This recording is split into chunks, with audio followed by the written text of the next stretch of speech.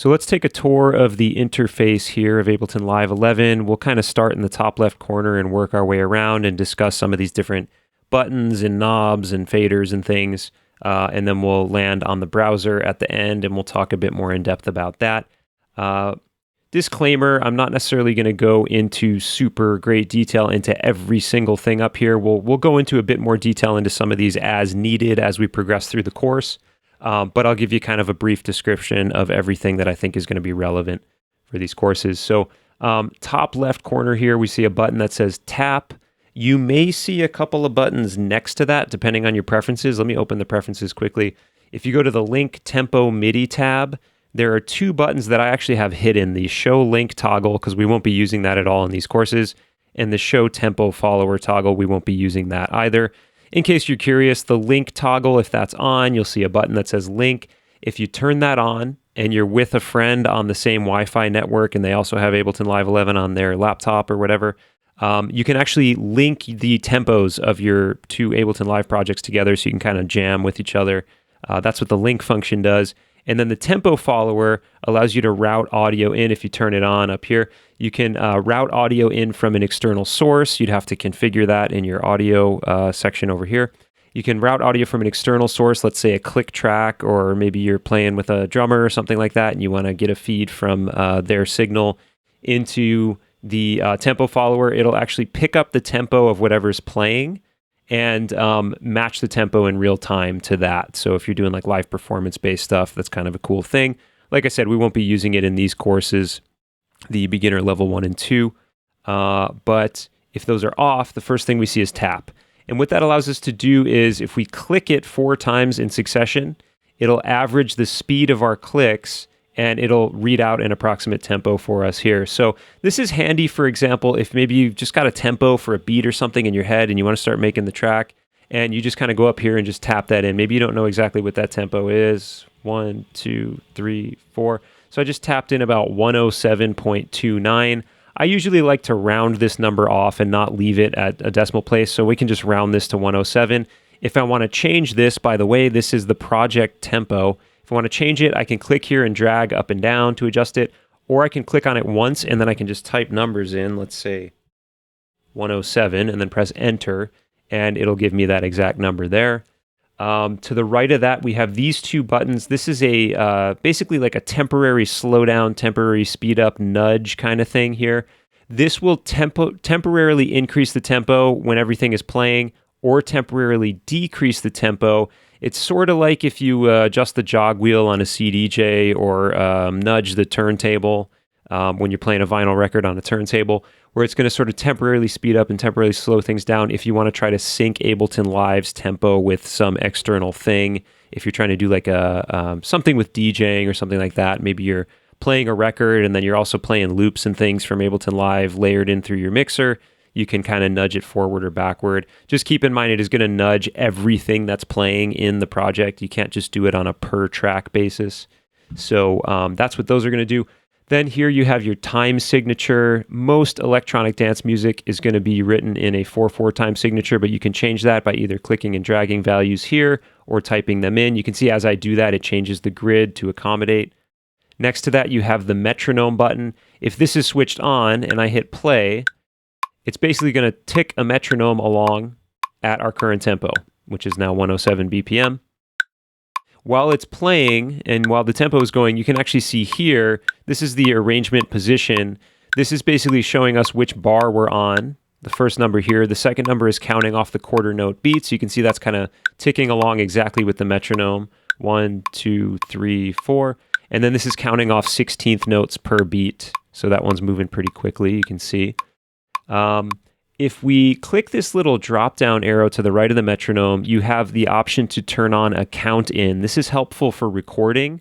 I have it set to 1 bar. I think that is the default setting. I don't know if I've changed that. I might have, but you can set a 1, a 2, or a 4 bar count in, meaning that the tempo will click off on the metronome for 1, 2, or 4 bars before recording starts when you're trying to record something. If you don't want to have any sort of count in, you can turn that on by setting it to none. You can also change the sound of the metronome. We can do the classic old school Ableton Live metronome that drives everybody crazy. You can do a more traditional click. If you're familiar with something like Logic, for example, this is going to sound a bit more like that. And then my personal favorite is the woodblock sound. You can also change the rhythm of the metronome. Whoops, let me just turn the metronome off so it's not driving us crazy. We can change the rhythm of the metronome if you want to hear triplets or whatever, quarter note triplets, eighth note triplets, for example. Let's turn it back on. So if you're trying to do something in triplets or, you know, a 3/4 time sort of a thing, you can hear what that sounds like as the metronome ticks along to that. Let's set it back to 1 bar. And then to the right of that, let me turn it off. To the right of that, we have a drop-down menu. This is called the Global Launch Quantization. And I'll probably talk a little bit more about this when we talk about session view, and because this is where this function is most important over here in the session view. But if I were to take a loop and bring it into session view, let's just dig into my samples folder here and see what we got. Let's go to my sample pack. Just play any old drum loop here. Sure, we're going to drag and drop that in on an audio channel, and then I'll take a second one and we'll put it in on the second clip slot here. That's what these empty boxes are called, clip slots. So if I click on this first clip and I play it back in session view, it's going to play back in tempo. Let's maybe speed our tempo up a little bit. Let's maybe go to like 128. So it's going to play back perfectly in time. Oh, I got this set to 1 bar. Let's go to auto. So the metronome and the drum loop are playing back perfectly in time with each other. Now, if I play this second clip, though, theoretically, if I hit it off time, it's not going to stay synced up with the metronome and with my current BPM, right? So what this global launch quantization does is it ensures that if you hit play on a clip in session view, it's going to sync it up so it plays in time with your tempo and right along with the metronome as it should. So if I purposely hit play on this at the wrong time, let's try that quickly. And I'm going to turn this down because these loops are a little bit loud. So I'm going to hit play on this first one. Turn the metronome on. And then I'm going to purposely hit this on beat number 2. So I'm not going to play it in time. 1, 2, 3, 4, 1, 2, 3, 4, 1, 2, 3, 4. You see what kind of happened there? I clicked play at the wrong time. This little playhead button blinked for a second, and then it played right on time, right at the beginning of the next 1 bar. So that global launch quantization is telling it, wait until the beginning of the next bar. If you hit play on one of these clips at the wrong time, I'm going to wait till the beginning of the next bar. Then I'll play it perfectly in time at the beginning of the bar, so everything kind of stays in sync. You can change that value if you want to from here, but I would highly recommend just keep it at 1 bar. That's a great starting value, especially if you're still kind of getting used to using session view. Like I said, we'll get a little bit deeper into session view. If some of this is going over your head right now, don't worry, we will get there. But anyway, we're going to hop back over to the arrangement by hitting the tab key, and let's keep going here. I want to move quickly so this video doesn't get too long. I mentioned the arrangement position here. This arrow button is the arrangement follower. If I'm zoomed in on the arrangement, let me just do that really quickly.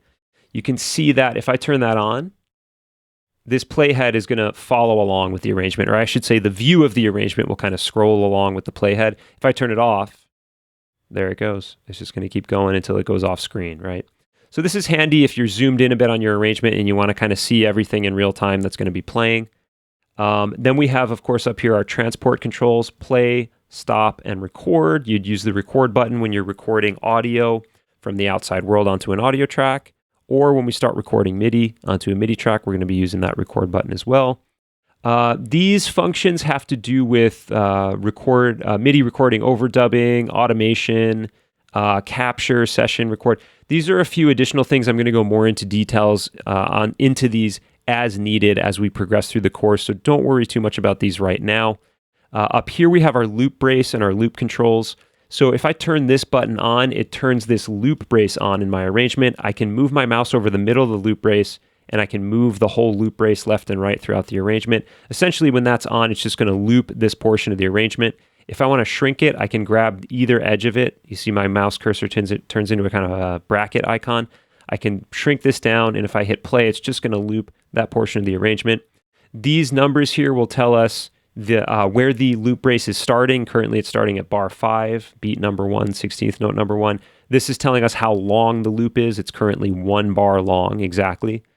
These are punch in and punch out buttons. These are going to be more relevant if you're recording using the loop brace. You can actually set the loop brace up, and using these buttons, you can say, I want to, hit play at the top of the arrangement. It's going to play for a bit, but only when it hits this point, the recording is going to punch in right there. It's going to record for 1 bar, and then it's going to punch out and stop recording after that point. That's what those buttons are going to do. Top right corner here, we have our draw or pencil tool. We can toggle that on and off using the B key or just by clicking on it. This will be more relevant when we look at drawing in MIDI notes and adding automation. This computer MIDI keyboard button allows us to use certain buttons on our computer keyboard to trigger MIDI notes. This key map button highlights certain functions in this kind of orange color, and that allows us to use our computer keyboard, buttons on our computer keyboard essentially. We can map those to trigger these functions to kind of toggle certain buttons on and off, or trigger the playhead or the stop button or whatever. A similar thing over here, we have this MIDI map function over here, MIDI mapping. If I click that button, you see this kind of blue-purple overlay on certain controls. That means if I have a MIDI controller with knobs and faders, or even just with some keys on it, I can use the keys, the knobs, or the faders to control parameters inside of Live, hands-on, using the MIDI controller. Here we have our CPU usage, which is showing us our current CPU usage. If you click this little drop-down arrow, you can toggle between a few different bits of information. You can see the current usage, the average usage. You can switch if you want it to show just one or the other of those. You can have this CPU overload indication checked on. That's generally a good thing just to see if you are using too much CPU and it's causing the audio to drop out. You can also just jump into your configure audio preferences here, what we looked at in the last video. You can select those right from there as well. These buttons up here, well, this button here is going to light up if the audio is dropping out. So if your buffer size is too small, or your computer can't keep up because you're running 1,000 plugins on one track or something like that, you may see this light up. Generally, you don't want to see that lighting up. And then these buttons here are going to show us if MIDI is either coming into Ableton Live or going out of Ableton Live. I mentioned these buttons. These are going to toggle between the session and the arrangement views. On the bottom right-hand corner, these buttons will show and hide different panels. The M button will show and hide our mixer controls. The I/O button shows and hides inputs and outputs when we configure routing and tell audio maybe to go from one channel to another, or receive input from a microphone or something from our audio interface. This R button is going to show and hide return tracks. I currently don't have any in my project, but if you're working off the Ableton default, you should see 2 return tracks pop up when you click that, labeled reverb and delay. I think I deleted them from this project. Then we have this D button. This will show and hide what's called track delay. We can use this to offset the timing of anything playing on a given track. We can tell it to play either earlier than it's arranged to play in the arrangement, or we can tell it to play later. We can hide it again by pressing this D button. We have, let me open the mixer controls, basic mixer controls here on the right-hand side of our tracks. This is volume, panning, solo, and mute. Down here in the very bottom right corner, another disclosure arrow. This is going to open and close a lower window called the detail view. This view can be toggled between what's called the clip view and the device view. Now we can toggle the two views by clicking these 2 tabs along the lower right-hand side of the screen. Let me jump over here to session view quickly where I have one of these clips. I'm just going to drag it over and put it inside my arrangement. If I double click on that clip, it'll show us the clip view, and you can see that this tab is highlighted. So it's basically just showing us a zoomed in, detailed view of what's on that clip. If I click this button, this is showing us the device view, and you can see it says drop audio effects here. If I were to add audio effects or audio devices onto this track, I would be able to see those, and I can toggle the 2 views from here, or remember this key command. This is going to be so helpful to you in the future. If you press Shift and Tab, it'll toggle between those 2 different views. If you want to hide this lower window, this detail view, you can press on a Mac Option Command L or Alt Control L if you're on a PC. That will open and close that lower window. I like to think the L as lower window. So Option Command L for lower window, Alt Control L if you're on a PC. On the lower left-hand side, we have what's called the info view that we can toggle on and off from here. This is amazing. I highly recommend keeping this open, especially if you're brand new to Live, which you probably are if you're watching this course. But what it allows you to do is move your mouse over any button, knob, fader, and it'll give you a brief description of what that is. And a lot of times, if there's even a key command related to it, it'll tell you what that key command is. So if I even move my mouse over here, it tells me that this is the info view. It tells me what the info view is, and I can use this key command, !, to show and hide the info view. Now, you'll have to actually hold Shift and then press the ! key, because at least on my keyboard, the ! does the /. So yeah, I got to hold Shift ! to toggle that on and off. But leave that on. That's going to be super helpful. Here we have a button called the Groove Pool. We will possibly talk about that a little bit later. Don't worry about that right now. That has to do with adding swing and groove to your different clips. And then here, this is going to open and close the browser. Let's just run through the browser very quickly. We can see that the browser is divided into 2 columns. The left column shows us collections, categories, and places. The right column is going to show us more specifically the folders and the files within those folders that we can pull different pieces of audio from, or clips or samples to bring into our project. So I'm going to start here with categories: sounds, drums, instruments, audio effects, and MIDI effects. These are all basically going to load devices that come stock with Ableton Live. Now, full disclosure, I am using Ableton Live 11 Suite. You may be using Ableton Live Standard or Ableton Live Intro. That's fine. Everything we do in this course, you'll still be able to follow along. But just a word of warning, I might be clicking on some of these and you may see like, whoa, you got more stuff in there, bro. You might not have as many things if you're using Standard or Intro. That's okay. But just know that everything that shows up in these first 5 categories, these are all things that are going to come with your core library, basically devices. So if I go to sounds, this is going to allow me to load instruments onto a MIDI track. This is an instrument preset. Wait for it. It's an instrument preset that came stock with the Ableton core library, and it's taking its sweet time right now loading it onto this MIDI track. I don't know why that is. But as that's continuing to load, let's just talk about the rest of these. There it is. It's using a Max for Live device. That's why. So anyway, yeah, so these are things that are going to come stock with Live. If I want to delete a device from a track, I can click on the top of it and press the delete key. Then below that, where it says Max for Live, if you have Max for Live devices installed, you'll see them show up here. If you own Ableton Live 11 Suite, you'll have a few Max for Live devices that come with your core library. If you don't have Suite, these might be empty. You might not see anything here. That's okay. Essentially, what Max for Live devices are is they are audio effects, instruments, and MIDI effects that are made by third-party developers, but they're made to work directly inside Live and incorporate into the Live environment. Below that, you have plugins. These are also devices. They could be instruments, they could be audio effects, they could be MIDI effects that are made by third-party developers, but these will work in a variety of different digital audio workstations. So, for example, X for Serum is a very popular one. That will work in Ableton Live. You'll see it show up here in plugins. If I go to VST and scroll way down, where did I put it? There it is. And you can see I got a whole bunch of different plugins here from different developers. But these plugins will work in other DAWs as well. So if you have Logic or Pro Tools or any, FL Studio, any variety of different digital audio workstations, most of these will work in those as well. Then we have clips. Clips are basically little song starter ideas. Some of these are MIDI, some of these are audio. If you're not sure what's what, you can always click and drag it here where it says drop files and devices here, and it'll load the appropriate track for you. So this happens to be a MIDI clip, and it's using this drum machine. And if I solo this track, we can hear what's on that clip. So a lot of these are little like looped song starter ideas. Like I said, some of these will be MIDI, some of these will be audio. If you don't know what they are, drag them in here. It'll create the appropriate track for you. Ableton Live is smart like that. Then we have samples. These are all audio samples, just straight up recorded audio. If you just installed Live and you don't have any other samples, you're only going to see samples that come in the core library. But if you've imported some samples into your library already, maybe you've been using Ableton Live 10 or previous versions, you may see those samples in here as well. But again, these are just all straight up recorded audio. Some of these are going to be one shots. Some of these are going to be just single waveforms like I've got here. Some of these are going to be loops, but they're all audio, no MIDI, all recorded audio for samples, okay? Then we have grooves. This is going to show us presets for the groove pool that I mentioned earlier. We'll get into that perhaps a little bit later. And then templates, this is where you can actually, it gives you a set of template projects that you can start from, and you can add your own templates to this if you want to.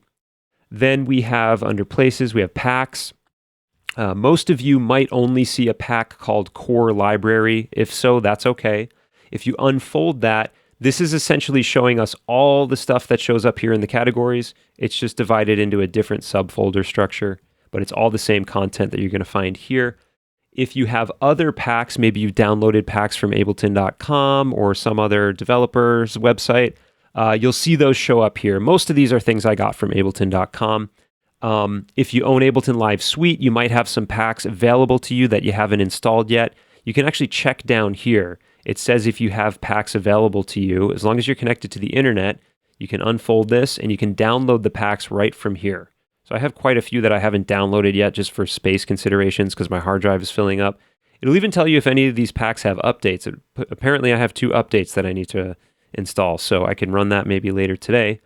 Below that, we have user library. This is probably going to be for a lot of you just a bunch of empty folders.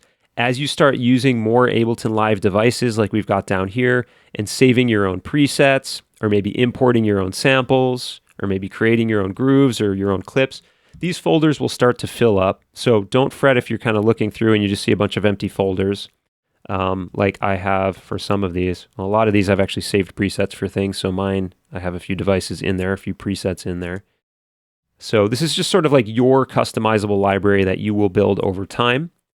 Then we have current project. If you've saved your project, you're going to see the contents of that project folder. I just saved this as Sonic Academy Ableton Live 11. I don't have anything else in there except the project file, so that's all I'm seeing in there. Then below that, these are all fully customizable places. These are just folders that I've added to this sidebar. If you want to add a folder to the sidebar, it's super easy. Often what people will do is they'll pick specific sample packs or things like that that they want to always have access to when they're using Live, and they'll add it to the sidebar. To do that, you just click Add Folder. It'll open up Finder if you're on a Mac, or it'll open your files and folders if you're on a PC. Let's go to my music folder, and let's go to the samples folder, and let's just grab one of my favorite sample packs here. Let's do no, let's not do that one. Let's do Music Radar Retro House Samples. I like this one a lot. So I'm going to select that, and I'm going to hit Open, and then it'll add that right here to the sidebar. And if you want to reorder it, you can simply click and drag it and put it wherever you want to. Okay? If you want to remove something from the sidebar, simply right-click on it and select Remove from Sidebar. It won't delete that folder from your computer, right? It's just going to remove it from the sidebar here. Then the last thing I want to share with you guys, because I know this video is getting a bit long-winded, is the collections section up here. These are basically 7 different colored tags that you can assign anything to for quick access and quick reference. So I actually have all these assigned already, but if you go up here, move your mouse right to where it says collections, you'll see a button that says edit will pop up. And if I click that, I can turn these on or off. Let's say maybe I'm not using some of the colors. I can uncheck them to toggle them off. I'm actually using them all, so I'll leave them on. But let's go to synth favorites. Here, for example, I have certain Ableton synths and plugins that I like using a whole lot. So I've tagged them with this red tag. So let me actually go to my instruments folder. So we'll click done here because I have all these active. We're going to hit instruments. We're going to go to categories, instruments. And one of my favorite stock Ableton instruments is the synth called Wavetable. So let's tag that into my synth favorites. So all I got to do is right click on Wavetable, and I can either select that color and that category, synth favorites, from here, or I can literally just press the 1 key and it'll give it the red tag for me. So let's do that one. Another one of my favorite synths that I use almost all the time is Operator. So I'm going to click that one. And this time, I'm just going to press the 1 key, and you can see it gives it that red tag. Once I've tagged something, it'll show up here on the list. So there's Operator, there's Wavetable. This is really handy if you want to start tagging, for example, maybe favorite, like I've got a couple favorite loops, melodic loops and hits. If you've got maybe certain drum samples that are favorites of yours, you can rename this whatever you want to. If I want to rename one of these, I simply click on it and press either Command R or Control R on a PC. Name it whatever you want. Let's say maybe favorite kicks or something like that. Start digging through your kick samples, or just go to your samples folder and you can go up here to the search field and type the word kick. And every item that has the word kick in it will show up on this list. And here are my drum hits, kicks. And if I like any of these, I can either right click, tag it with the color, or use the associated number key to give it that tag as well. So definitely start using the collections if you're not already. This video went way longer than I expected it to, but we covered a lot of really good information. I hope that clarified some of these buttons and things along the edges of the interface for you. Now you're a little bit more familiar. Now we can start getting into it.